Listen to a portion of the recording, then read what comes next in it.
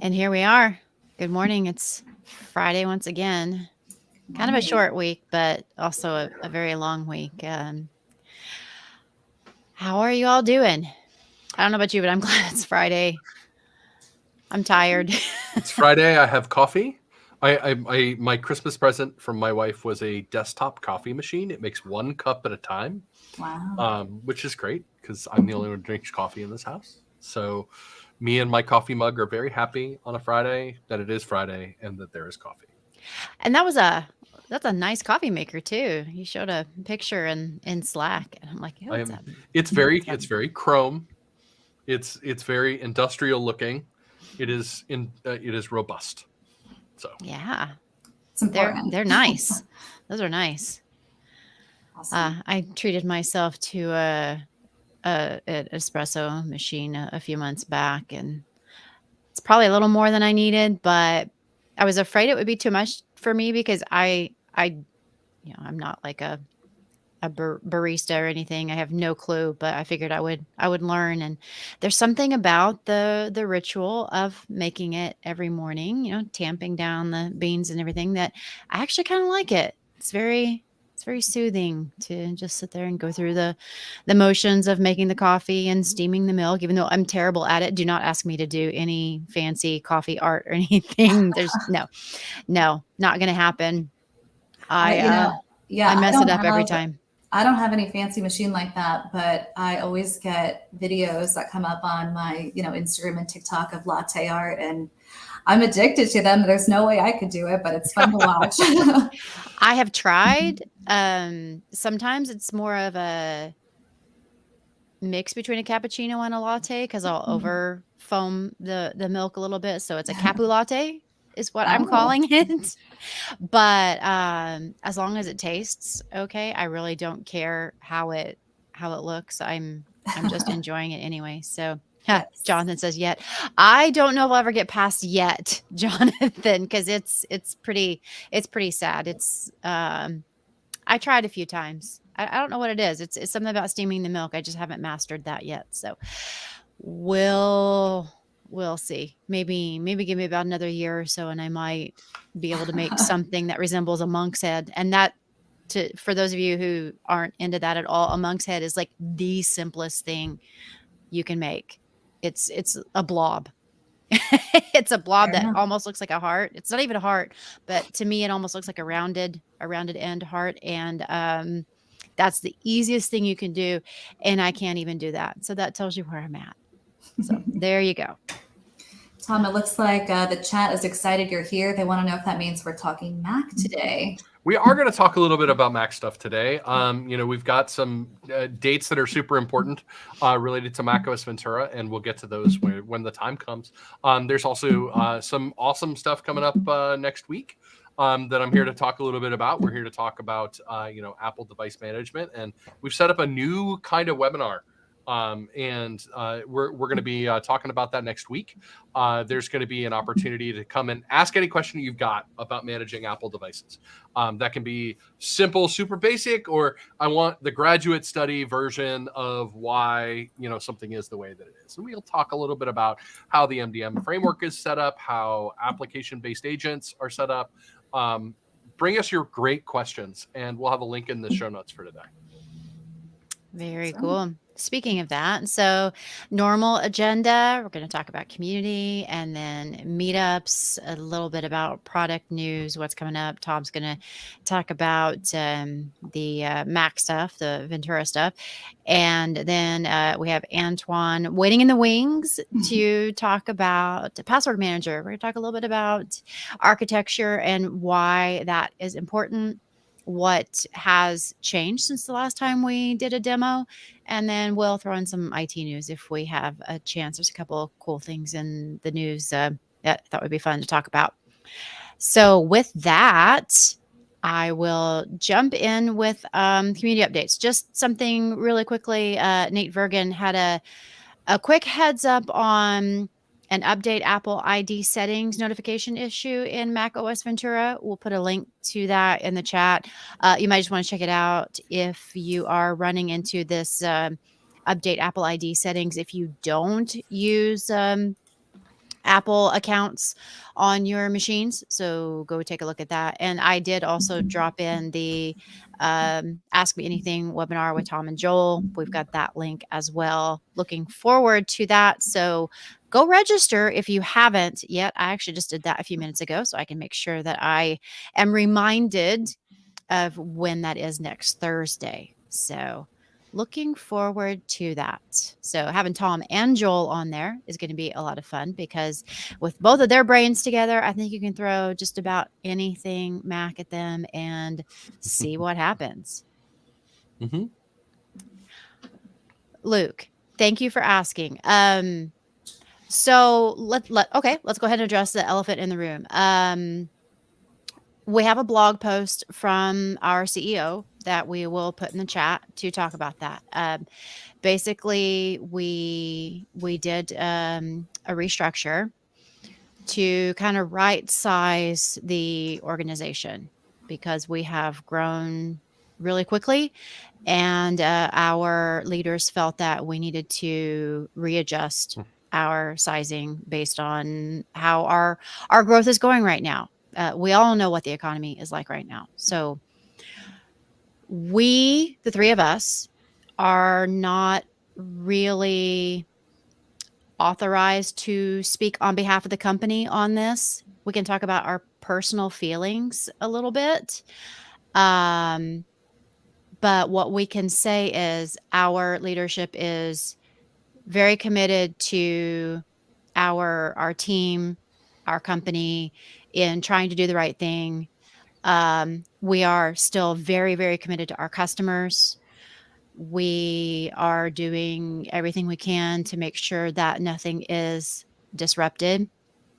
And that's why we're continuing to do the show today, to let you all know that we're here. We're not going anywhere. The company's not going anywhere. We just needed to make some adjustments. Tom, do you want to add anything to that? I think you said it perfectly, Becky. Obviously any kind of adjustment like this is painful. And, I think we've all had our feelings this week, and I expect those feelings to go on. I mean, there are, anytime there's 100 people in an organization who are no longer there, you're going to have some feelings about it. It's going to be a little sad.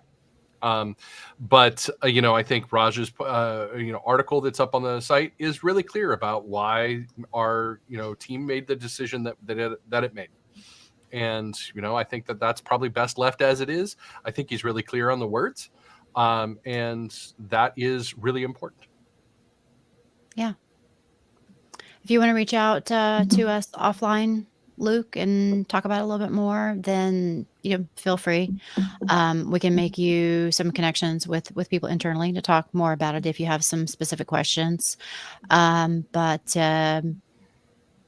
hopefully us individually are not going anywhere anytime soon, and we're just happy to be here and continue working with you. So I've got too many things I want to build. I can't go anywhere.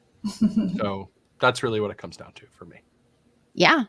I got lots of community plans. So in fact, we just did a ton of badges that I am looking forward to releasing a few at a time. And I know we have some people here that are all about earning badges. So stay tuned for some of those coming out soon.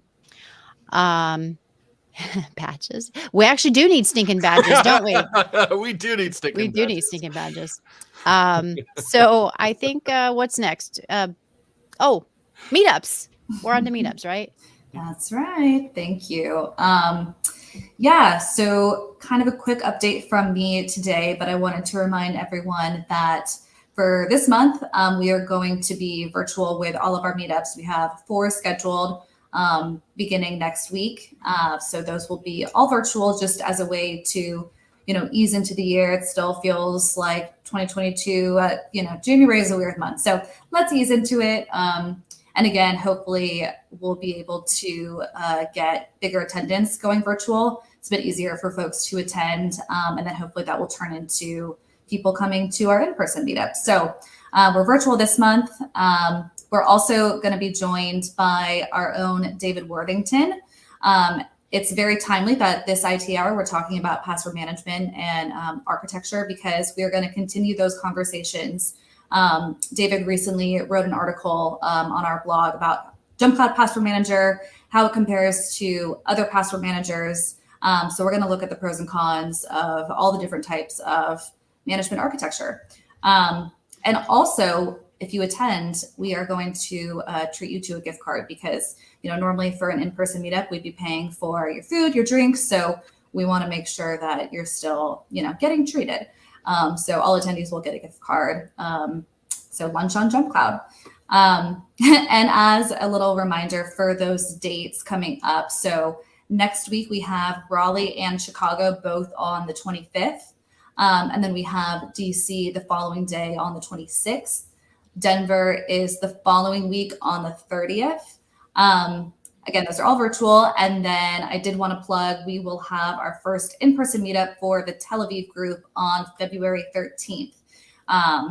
We already have that one planned and in the works, so I wanted to shout that out. We will, of course, have much more going on in February. But yeah, I think that kind of covers it. We're excited to get the year started for sure.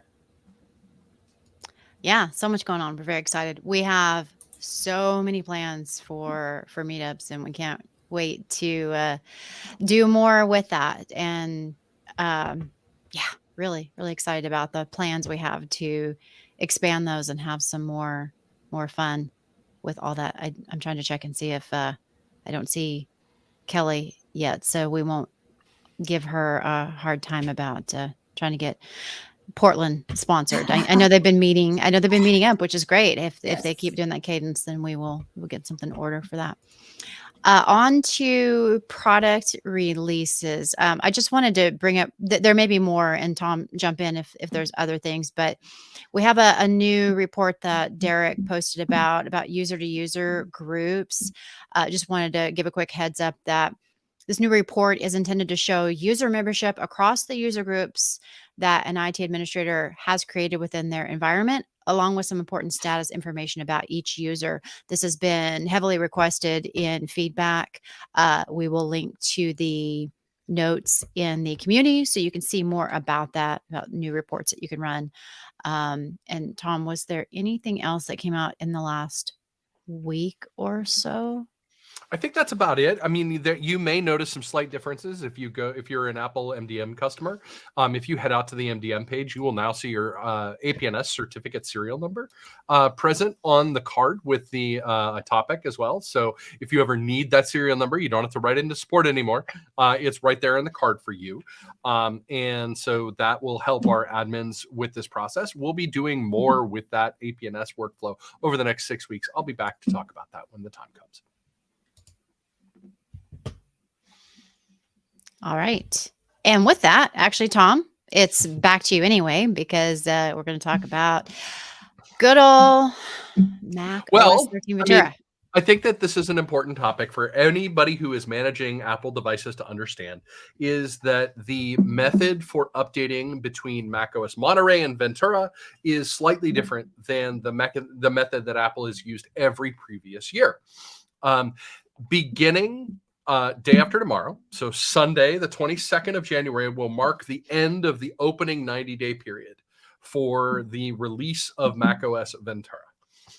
That means that MDM-based software delays will no longer be possible as of the 22nd of January. And that means if you are running a version of macOS 12.3 and older, or 12.6.1 and later, you will now be, your users will be prompted to install macOS 13 starting on Sunday. You can, on those two sets of operating systems, so again, older than 12.3, newer than 12.6.1, you will be able to essentially stop them from doing that install, because MDM enrolled machines will see macOS 13 as a full installer. And you may want to be prepared for that particular pace. The JumpCloud has introduced 2 policies for how you handle macOS Ventura this year, and there's a community post for all of this. I don't want folks to have to, because I almost feel like Charlie from It's Always Sunny in Philadelphia with the yarn board. and the the really intense stare when I have to talk about this stuff, because it is more complicated than it should be. Our friends at Apple are trying to do something awesome, and they made a mistake or two, and we're as admins, we have to compensate for those kind of things. So beginning on the 22nd, if you're running a version of macOS from 12.3 to 12.6.0, you will start to see macOS 13.1 as an upgrade that folks can upgrade to. And unlike in previous years, it will not download the entire 12.8 gigabyte installer application and run the installer application. Instead, it's going to offer what's called an over-the-air update. They're half the size or smaller in some cases, and they can be run by standard users, which will allow a standard user without admin intervention to update to the latest version of the Apple operating system, macOS Ventura, which will be offered as macOS Ventura 13.1. We have a truth table in an email that went out yesterday. If your organization isn't ready for macOS Ventura, and there really aren't a lot of compelling reasons for you not to be ready at this point. I think that there are very few applications that do not run as advertised on macOS Ventura. Most of them work absolutely as they have in macOS Monterey. There are a few exceptions. Things with system extensions, kernel extensions can be a little bit of a challenge to keep up to date. However, most of the major players, certainly all of the major security players, are supporting the latest version of macOS operating system at this point. There are a couple of outliers for things like VPN clients, for Palo Alto, VPNs that are, not quite ready at this point. But if you're not ready, your options are much more limited starting on Sunday. If you are running the latest version of macOS Monterey or a very old version of macOS Monterey, you have a specific set of options that are available to you. Mostly they come down to using a block on all software updates through blocking the system preference for software update as the only way to really take care of that process. If you want to stay on older versions of the operating system, it is very important that you file feedback with Apple. Apple came out and said this year that the only version of the operating system that they are going to work to keep current and keep secure, fully secure, is the latest version of macOS, which today means macOS Ventura. And the macOS 13.1 update has fixes for CVEs that are not fixed in the latest versions of Monterey, and will never be fixed in Monterey or Big Sur. So please be aware that the only version that Apple is keeping fully current is the latest version of macOS. So we want to make sure that admins are fully aware of this situation, that you can take a look at this community post. Jacob asks a really valuable question. Is it possible to install macOS 13.1 without requiring an admin password? Yes, it is.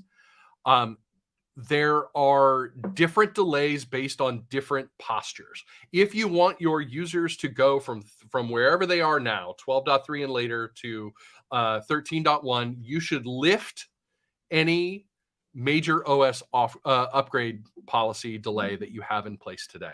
That means you should not have a delay major macOS policy. You should not have a block macOS installer or macOS Ventura installer app policy. I'm sorry, that name is incredibly long, but it is accurately describing what it does, which is it blocks the installer app.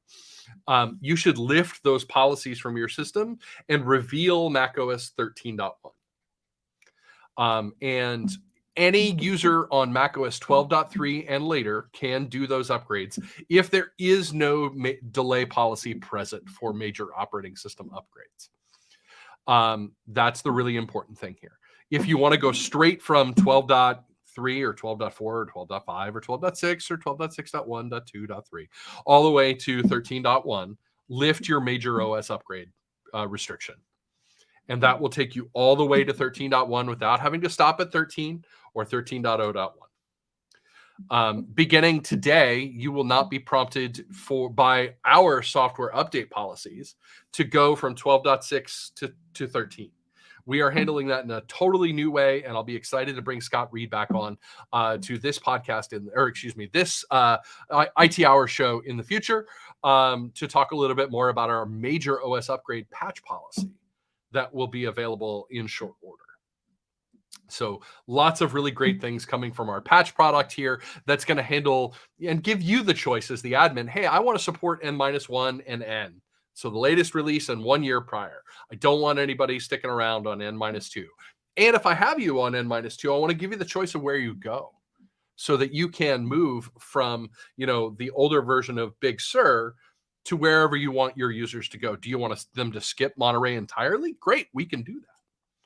So, there are a lot of really great options that are going to be available to you. And that optionality is really where we think the strength of JumpCloud is. And we're excited to bring that out to the marketplace here in the first quarter. So I know I've just thrown a lot of words at folks. Please respond to that community post if you have questions. Come see me in the Slack lounge, in the macOS channel, or in the patch management channel. And that is there. So Sean Riley asks a good question. So will we have to migrate to patch management module for macOS version? You will not. If you want full control over the macOS version that's run in your organization, patch management's a great way to do it. There are other ways to handle that. It's a lot more manual. You will be required to send MDM commands to devices. That's a per device option today. If you have a device that's enrolled in JumpCloud's MDM, you can go to that device's side, go to the MDM tab, and at the very bottom, there's an option there for which software updates are available for that particular device. And that will be totally separate from any of the patch policies or delay policies that are currently on the device. That will show you every version of the operating system that device can run that is later than the version that it is currently running. And you can pick where they go. But that is a device-by-device option today. So if folks have questions, I'm more than happy to answer. If we've got more questions that pop up in the chat, happy to talk about it. Otherwise, the Slack Lounge is a great way to reach me. I'm active there. You can find me in the macOS and patch management channels. You'll find me in the future in the Windows channels and the Linux channels and the Android channels and the iOS channels. My role at JumpCloud is changing a little bit. So you'll see me a lot more in the device management space. So great. Yes, I am trying to be Roy Kent and be here and there and everywhere. But, we'll see how that goes. I like that little pause everywhere. I just maybe you should turn your cup around.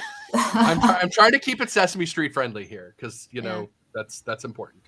It is important. I did just see the first teaser photo for the new season coming out this spring. I'm very excited. I just need them to know how much it's important to me that they stick the landing. I know. Yes. If they go last season of Game of Thrones on us, I might flip some tables. I would be very sad. Yeah. And I think that's really what it comes down to. I do not want to be sad. And I would be sad if they screw that up. So yeah, I think I have faith. I have faith. I believe. I have faith. So, and we'll see how it goes. But thank you all. I know that this is a really complicated topic. If you need help understanding what your posture needs to be, I'm more than happy to dive in with folks in the Slack lounge. Please drop that in either the macOS or the patch management channel so others can learn too. Don't be afraid just to say, hey, I don't understand this. It is totally fine to not understand this. This is Byzantine. I'm not going to lie. But what we really need to do is figure this out together. So ask questions. I'm more than approachable. Don't think your question is dumb in any way, because it's probably not. And there's probably just as many people who have that question who are afraid to ask. So, and I would highly recommend that you go ahead and yes, Trevor, it is JumpCloud specific. It's different from the Mac admin Slack. I would actually recommend that if you can ask the question on the thread in the community at community.jumpcloud.com. And the reason being is that it will be findable for people via search, even from Google. Our Slack lounge is on the free version. So after about 10,000 messages, it will disappear. And plus, it's 90 days now. So it's that's right. It's 90 days. And also, it's not found via Google search. So while people in Slack can find it, people outside of it will not. So it'll eventually disappear. So we can have that conversation in Slack. I'm not saying you can't. It's just that if we want to preserve it, the best place to have these conversations are in the community for. That's 100% true. And so, if we get a good question in Slack, and we get to a good answer by working back and forth, let's go update that thread and let's make sure that knowledge is kept there forever. Yeah. Because I've seen some good conversations recently that we should probably find a way to capture over there, just because there's some good people are dropping some really good knowledge. And thank you to those of you who go back over and do that. I've seen Nathan and Luke and a few others do that recently. So thank you for that, because that's really, really helpful. None of us are as smart as all of us. And some of us aren't at all. So selling yourself short, friends. Selling yourself short. Some weeks. Hey, some weeks are better than others. Don't get me wrong. I have dumb weeks. And I would like to not. So I have dumb months. So let's just be real here. Even years. Yep. Yeah, you're right, Sean. I look forward to that. And, let's get these topics out there. They're complex. They're hard. Let's talk about them together. And I think that's a really important part of what makes any good community, is how we talk about these things to each other. So looking forward to that. And thanks for the opportunity to come brief everybody here today. If you have more questions, again, let's get going on those community threads and we'll go from there. And with that, I need to turn into a pumpkin. So thanks, everybody. It's great to see you as always. And I'll see you next time. All right. Thanks, Tom. And with that, Antoine, we're going to go ahead and have you join us. Thank you. There you are. Hello. Welcome back. Hi. Thank you. All right. Well, we are going to hand over to you and let you talk some about Password Manager and architecture, and really, whatever you want to start with. So it's all yours. Cool. Thank you. So we thought that it makes sense for us to talk a little bit about the Password Manager today in light of the recent LastPass breach, because we've heard a lot from our existing customers, partners, and from a lot of people in general. We've heard a lot about this and about the pain that the migration is causing when people are moving away from from LastPass. We've also got a lot of questions around cloud-based password managers in general, whether they're safe and whether our approach is safer or not. So we thought that it makes sense to cover all of these points, get our position clear, and just answer any questions that you might have. And with that, I'm going to share my screen. I have a couple of slides that can help guide the conversation. I think we even had, questions about future plans too. So if you have anything that you can share around that would probably be good too. Of course, we have a couple of slides at the end that are going to cover what we did over the past quarter and what we're planning to do this quarter. Okay, I'll start with the different types of password managers, because I feel like everyone knows this, but it was never made super clear, like what they do, what they don't do, what they're fit, whether they're fit for purpose for enterprise usage or not. So the two traditional approaches for password management are offline password managers and cloud-based password managers. Offline password managers store the information locally on a device. There's no syncing across multiple devices in an easy way. There's no sharing. There's no centralized admin controls. In general, they're considered pretty secure because the data remains local, but they're not fit for purpose for enterprise use cases. So most companies won't be able to use an offline password manager. I still encounter companies that do use something like KeePass, but they have very restricted use cases. So for most organizations, password sharing, centralized auditability, centralized control is very important. So high on the security side, low on the convenience side. The other side of the spectrum is cloud-based password managers. And these are the most common password managers. Today, LastPass falls in that bucket. With these types of password managers, as you probably already know, users are responsible for creating, managing, and remembering a master password. And that master password is the key that's used to encrypt and decrypt passwords, the password vault. And the password vault is stored on the cloud servers of the password management vendor. Now, this allows enterprise use cases. You can share credentials, you get centralized visibility, centralized controls. But the downside of this is a little bit on the security side, because you're now relying on users to be in charge of the keys that they need to gain access to the information. So it's very important for them to have strong and unique passwords, and it's also very important to try to have a layer of 2FA on top of that.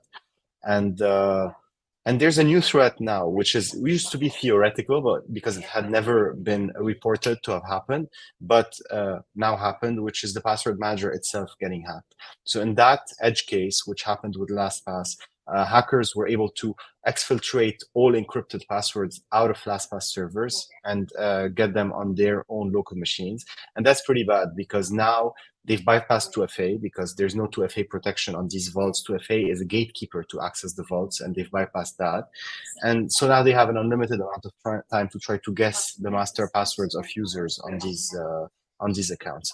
And because most users use weak passwords or weak variations of the same passwords, they're getting into these accounts pretty quickly. And we're hearing accounts from people that are saying, my crypto is gone, the private keys were in my LastPass account, etc.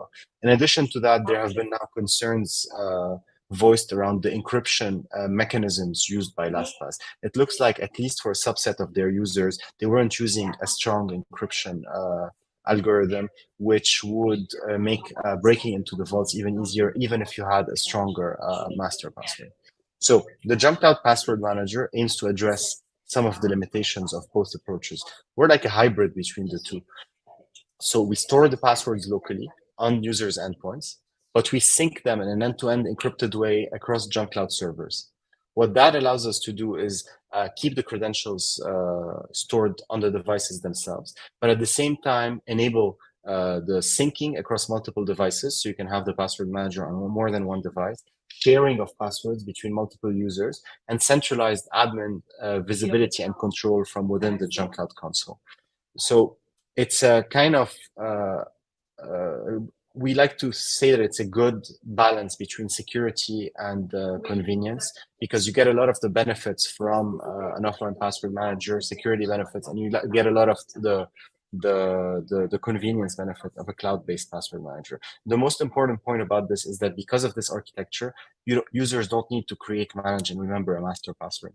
The keys used to encrypt the vault locally and to encrypt sync events that get synced between devices are locally stored on the device in the keychain on Mac devices, in the Windows Credential Manager on Windows, and Android Key Store on Android, and on the respective platform on Linux. So yeah, this is a comparison table basically that summarizes these points. So our storage of passwords is local but automatically synced across devices in an end-to-end encrypted way. There's no master password. We do offer centralized admin controls, centralized admin visibility. We have multi-tenant capabilities for admins MSPs basically that manage more than one client and need to be able to centralize the deployment of the password manager to more than one client. And the most important part, in my opinion, regardless of the architecture, is the fact that it's part of the JumpCloud Open Directory platform. So it complements your stack. Password management in 2023 is not designed to be used in a vacuum. It's designed to complement your identity and access management platform. So whenever single sign-on is not available, password managers are here to fill the gap. They're not the primary player anymore that are complemented by other tools. And the fact that you can do all of that within JumpCloud and have a unique identity for the user that you can like give access to and remove access to with a click of a button is the really powerful feature. So like we strongly believe that the way the world is going is you authenticate into JumpCloud, hopefully in a passwordless way or any way that you like. And then once you're within the JumpCloud platform, JumpCloud logs you into any type of service, device, application, regardless of the authentication mechanism required. This is why password management is important to us today, as passwords are still a major source of concern for organizations around the globe. So with that, let me cover a little bit what we released since we went live at the end of October and what we're planning to get out this quarter. So the password manager went live the last week of October. Last year, we did a lot of bug fixes and improvements. So basically any bug report that we received over the past 3 months has been addressed, and any new reports that we get is being addressed within 2 to 3 weeks. If it's not high severity. If it's high severity, it's getting addressed much faster than that. We added the password strength report in the applications of the user, specifically in the desktop app, so that users can see their weak, reused, old, and compromised passwords in there. That was a big request. We also recently added that same report in the admin console. So now admins can get a unified view across all of their users from a password hygiene perspective. How many weak passwords do you have? How many reused passwords do you have? How many old passwords do you have? They can see this at the company level. They can see this at the user level. And they can see this at the folder level. So if you have a folder that has items in it, then you can get the password strength report for that as well. We also added an accounts inventory in the admin console. So you can now see what accounts users have and what accounts are part of a shared folder. You're not going to be able to see the passwords or any other sensitive field, but you'll be able to get the visibility into where that specific account lies.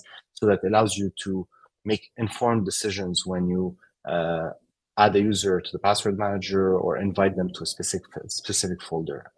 We added support for DI events. So now most actions that you do in the password managers show up in the directory insights section, and we're continuing to add more and more events every week. And we created commands to deploy the JumpCloud Password Manager on Mac and Windows. And these commands have been added to the JumpCloud commands gallery. So if you're using our device management capabilities, you can go there, run a command, and install the password manager on the respective devices.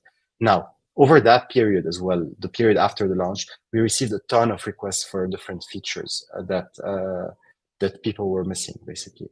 And we turned these features into roadmap items for Q1. That's what we're releasing, basically, starting next week and up until the end of this quarter. So the ability to share passwords with user groups, that was a big request. Like a lot of our customers and partners didn't want to share passwords with users one by one. They didn't want to create a folder and add users one by one. They wanted to be able to take a JumpCloud user group, attach that user group to a shared folder, and then whatever users get added or removed from these groups in bulk or one by one, either get the passwords or lose access to the passwords. So this is currently in testing. We're hoping that we're going to release it in the next month or so. This is one of the most requested features that we've received. The second big request that we've received is importing directly into shared folders. So if you're using something like LastPass, 1Password, or a Keeper, and you want to import into JumpCloud, a lot of you already had folders in these respective platforms and needed a way to automatically recreate these folders within JumpCloud, add the passwords within JumpCloud automatically as well. So you didn't have to select the passwords one by one and getting them in there. So this feature is currently also in testing and will be released in the next week. So it should be out towards the end of next week. The third one is a big one.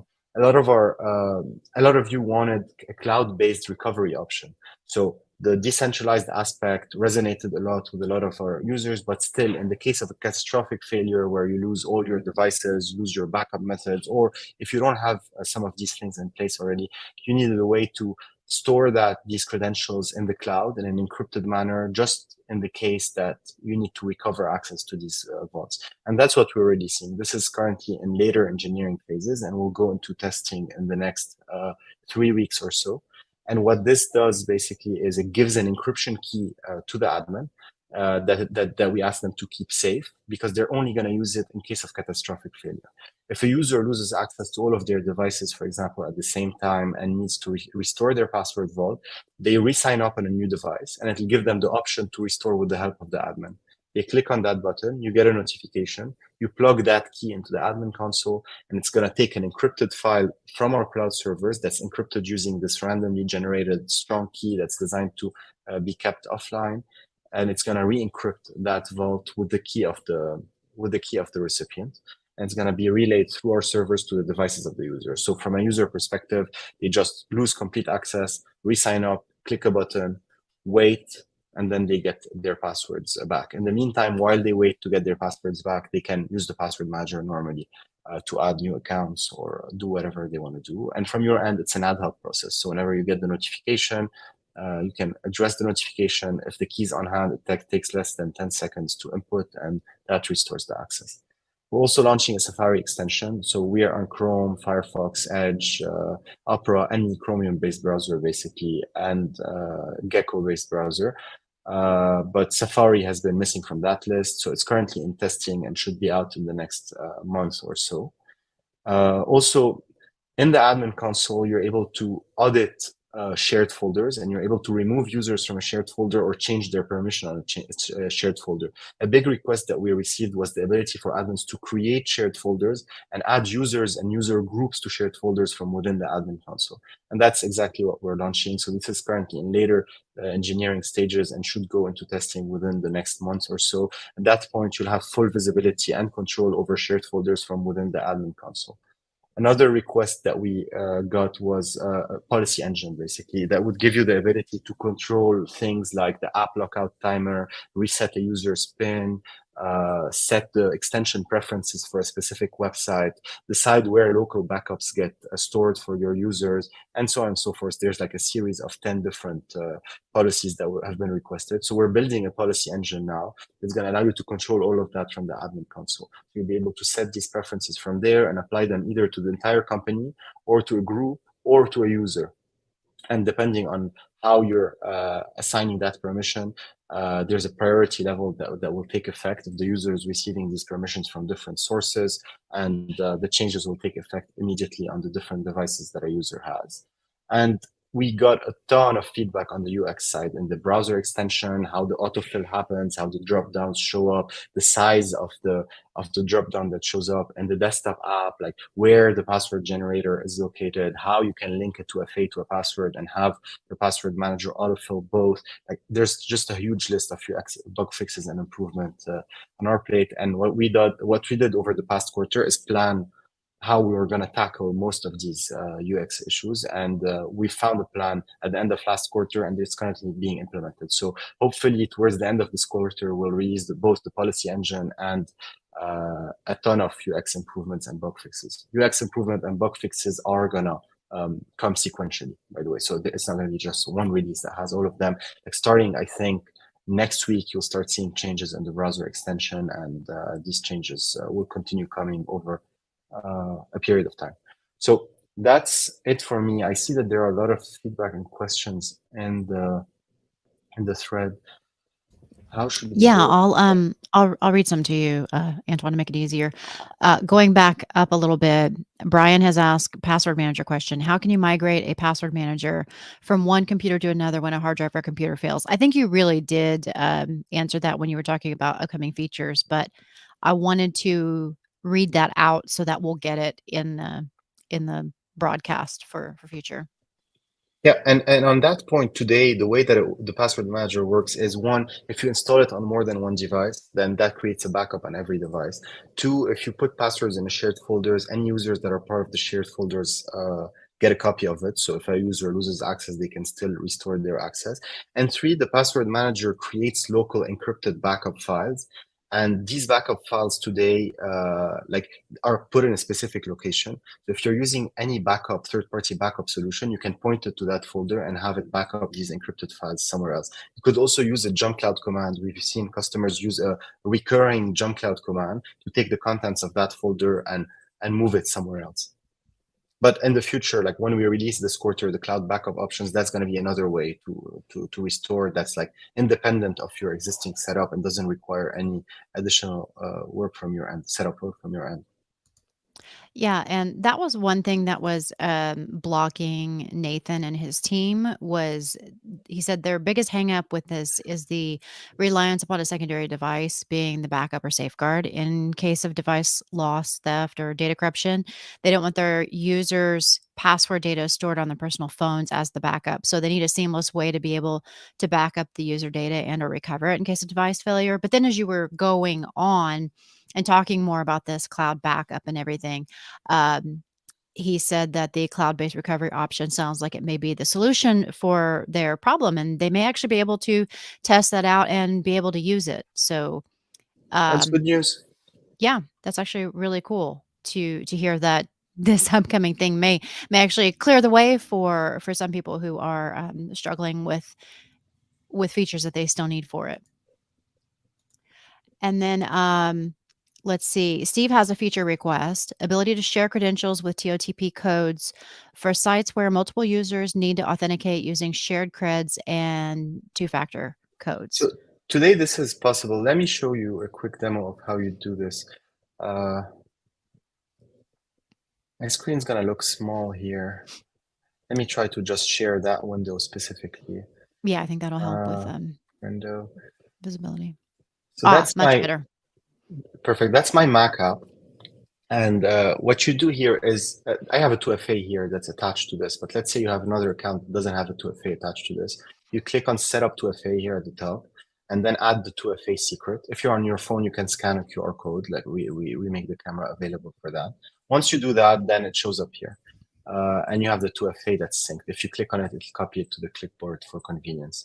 Now, if you want to share this with a specific set of users, you go to the folders section, create a new shared folder.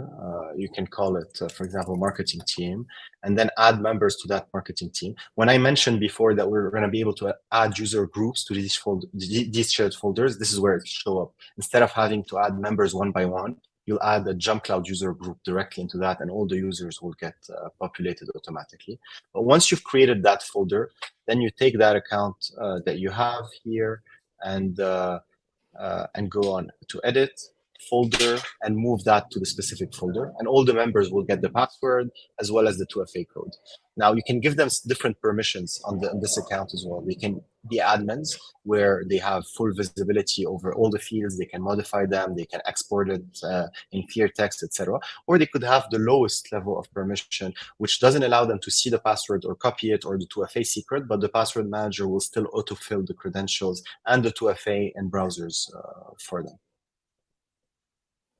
Wow, that's really cool. I hadn't personally even, known about the two-factor thing. That'll help a lot because I'm still using it on my phone. And actually we have shared folders for things like our social media accounts and stuff, and I can say that it works really well being able to share those. The other day we needed to change a couple passwords. Alexa changed it and it was immediately available in my folder, so that we didn't have to ping the password to each other. She changed it. It was there. I was able to go in and grab it and re-log in on my phone because we specifically kicked everybody out on purpose. And then I just was able to re-log back in. So it worked exactly like it was supposed to. So that sharing piece was super helpful and much easier than the way we used to have to do it. So let's see if there were any other questions. Let's see.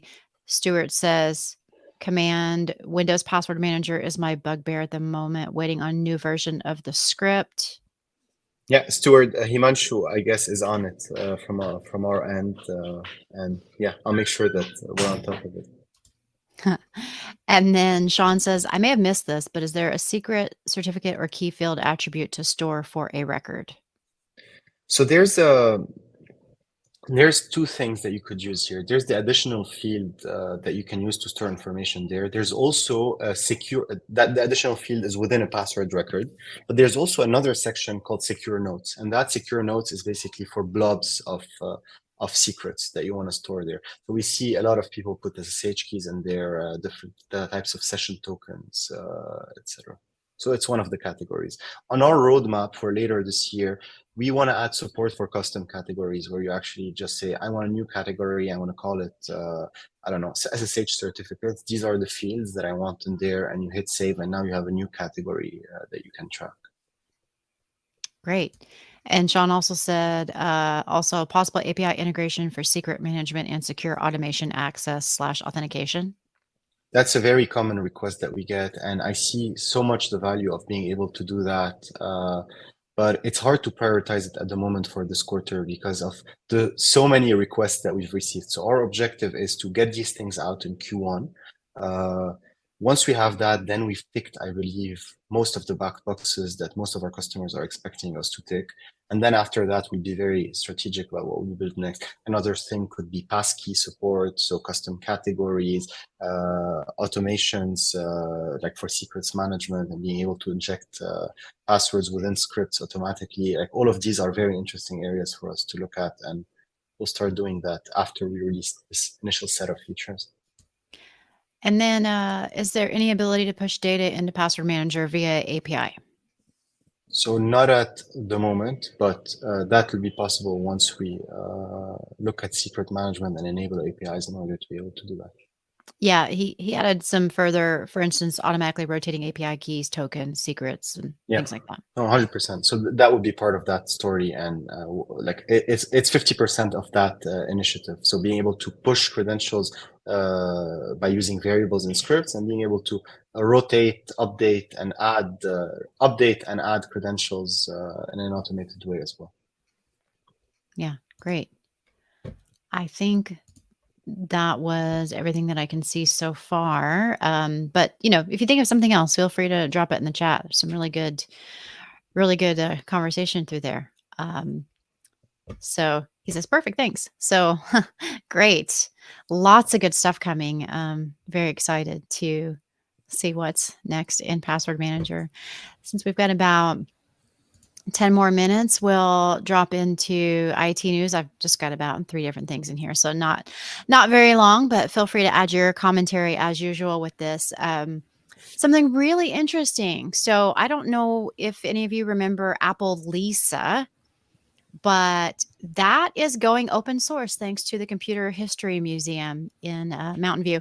I don't know if any of you have ever had a chance to go to the Computer History Museum, but if you're ever in Mountain View, you should definitely go. I got a chance to go there a few years ago.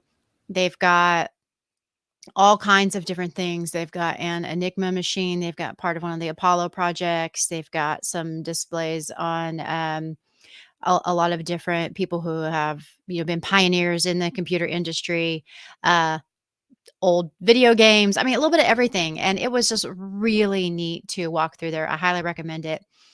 As part of the Apple Lisa's 40th birthday celebrations, the Computer History Museum released the source code for Lisa OS version 3.1 under an Apple academic license agreement.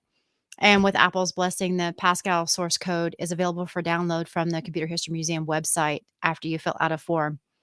It dates back to April 1984 during the early Mac era, and it was the equivalent of the operating system like Mac OS and Windows today. The entire package is about 26 megabytes and consists of over 1,300 commented source files divided nicely into subfolders that denote code for the main Lisa OS, various included apps, and the toolkit development system. That's pretty cool. It might be fun to go check that out. That'll be in our show notes that we put on the community. Just saw a little bit of history there, was kind of cool.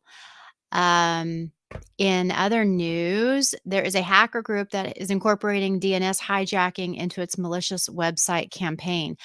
Researchers have uncovered a malicious Android app that can tamper with wireless router the infected phone is connected to and force the router to send all network devices to malicious sites.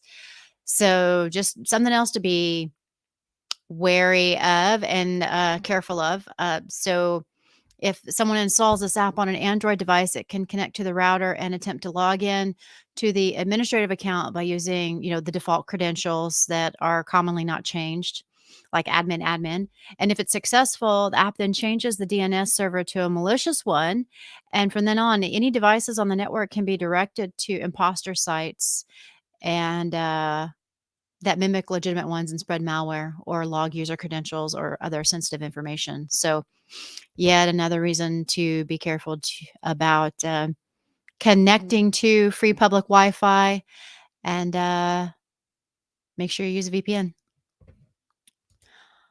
And let's see what else. Another breach. This time it's T-Mobile. So if you use T-Mobile, maybe go make sure that you weren't a part of this. T-Mobile has admitted that hackers were able to steal the information of around 37 million postpaid and prepaid customers in another major data breach. The carrier said in a regulatory filing that it discovered the issue on January 5th, but it believes that the bad actors have been taking data from the company since November 25th. So just a little bit of time. In a post announcing the breach, T-Mobile revealed that the hackers used an API to steal customer information. While they were able to contain the issue 24 hours after discovering it, they have had access to data long enough to have stolen people's names, billing addresses, emails, phone numbers, and birthdays, as well as user account numbers and information about their plans, such as number of lines, However, T-Mobile said it didn't find evidence that its network or systems had been breached or compromised. So, no passwords, payment card information, social security numbers, government ID numbers, or other financial account information were stolen. Well, phew. But still, names, billing addresses, emails, phone numbers, and birthdays are still PII and can be used to compromise you. So, go double check. T-Mobile breach season seems to come earlier every year. You are right, Kelly. The gift that keeps on giving. Steve says, man, they already have all my data from their last breach. Not much changed. Well, Steve, maybe your carrier should change. Although, sometimes I understand if you live in an area where you don't have much choice, then you're kind of stuck with what you're stuck with, right? So, yeah, the gift that gives and gives and gives. Time to rotate my birthday again. Good idea, Jonathan. Can I change my birthday or can I change my birth year? I have a friend that keeps trying to change their birth year to be younger than me, and I just keep looking at them going, it doesn't work that way. Sorry. You can't go from, let's see, they're on the cusp of Gen X, but almost a boomer. So I like to tease them about being a boomer, and they're insistent that they're Gen X. So I'm like, you can't be younger than me. You can't go into being a millennial. It doesn't work that way. Stuart says, happy birthday, Jonathan. And Jonathan says, yes. Ooh, that means cake, right? Yeah. Birthday cake. I'm into it. The one thing we forget as adults is we don't need an excuse to go buy cake. We can eat it anytime we want to. This is true. Nobody told us this, but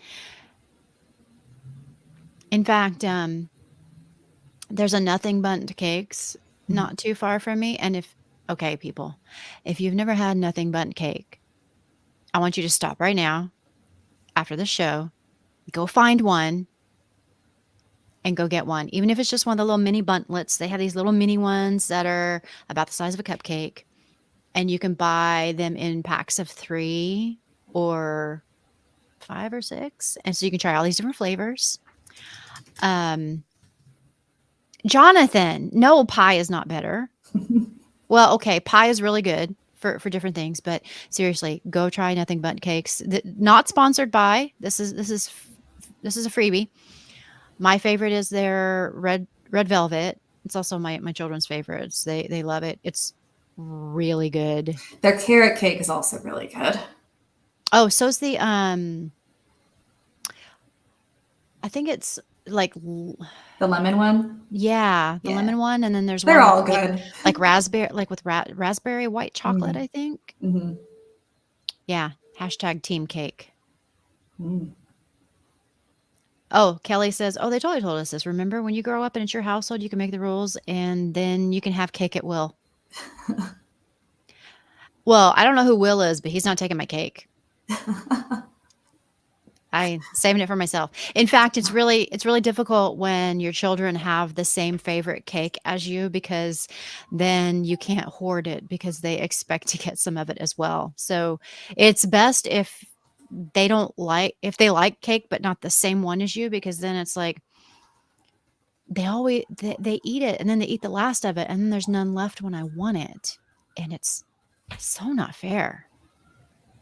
I have to hoard and hide my snacks that they like too. I think you should go get a cake right after this. I could get it and get it home and hide it before they get home from school. Except Friday is our ice cream day. So every Friday after school, we go get ice cream. Like that's our Friday thing. We go get ice cream. That's nice. Even when it's cold, even when it's like today, it's not so cold, but even when it's cold and freezing, we go get ice cream. That's our tradition. So it's fun. Sean, my cake is a lie comment is just a gaming reference. To be clear, sorry for any confusion. I'm sorry that went over our heads. I'm only partially a gamer, depending on what it is. So, yeah. Sorry, Sean. It just missed that one. Frozen bite-sized cake bits for when you have a craving. How about ice cream cake? best of both worlds. I don't Yeah. know. But who has bites of cake? Yeah, that's unrealistic. It's like potato chips. No one can eat just one. Yeah. Yeah, it doesn't work that way. Well, anyway, we are at time. Happy Friday. We are extremely glad it's the weekend. It's been a long week. But one quick reminder, we are still posting updates on all the security stuff on the community. Alexa's been posting daily updates from Bob, our CISO, about things going on there. There really hasn't been a lot of news, but we're still posting it there until we have the all clear, and we will let you know when that is. But if you need any updates, please go check that or subscribe. And with that, I just have one final reminder that we will still have Raj, our CEO, on next week. So it's going to be a really good episode. Hope you guys can join us and make sure you get your questions ready, because we're super excited to have him on. Yeah, he's given us a full hour. He's really looking forward to it. He has made time for that. We'll post something in the Slack lounge to collect questions. If you want to ask them ahead of time, you can, but you don't have to. You can just ask them during the session, because he will be ready for open questions. And with that, I think we are done for the day, and we will see you next week. Same time, same bat station. See y'all later. Bye.